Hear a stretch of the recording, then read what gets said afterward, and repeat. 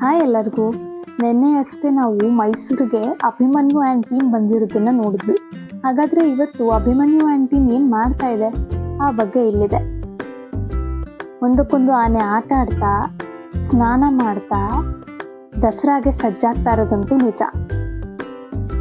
ಮಾವುತರು ಮತ್ತು ಕಾವಾಡಿಗಳು ಪ್ರೀತಿಯಿಂದ ಅವುಗಳ ಮೈ ತೊಳಿತಾರೆ. ದೊಡ್ಡ ಬ್ರಷ್ಗಳಿಂದ ಮೈ ಸವರಿ ಅವುಗಳ ಚರ್ಮವನ್ನ ಶುಚಿಗೊಳಿಸ್ತಾರೆ. ನೋಡ್ತಾ ಇರ್ಬೋದು ನೀವು ವಿಡಿಯೋದಲ್ಲಿ. ಇನ್ನ ಆ ಸಮಯದಲ್ಲಿ ಆನೆಗಳ ಮುಖದಲ್ಲಿ ಏನೋ ಒಂಥರ ರಿಲ್ಯಾಕ್ಸೇಷನ್, ಶಾಂತಿ, ಆರಾಮದ ಭಾವನೆ ಕಾಣುತ್ತೆ. ಅದು ಕೇವಲ ಸ್ನಾನ ಅಲ್ಲ, ಒಂದು ರೀತಿ ವಿಶ್ರಾಂತಿ ಮತ್ತು ಹಿತಾನುಭವದ ಕ್ಷಣ. ಆನೆಗಳಿಗೆ ಒಂಥರ ರಿಲ್ಯಾಕ್ಸೇಷನ್ ಮೋಡಲ್ಲಿರುತ್ತೆ ಆನೆ ಅಂತಲೇ ಹೇಳ್ಬೋದು.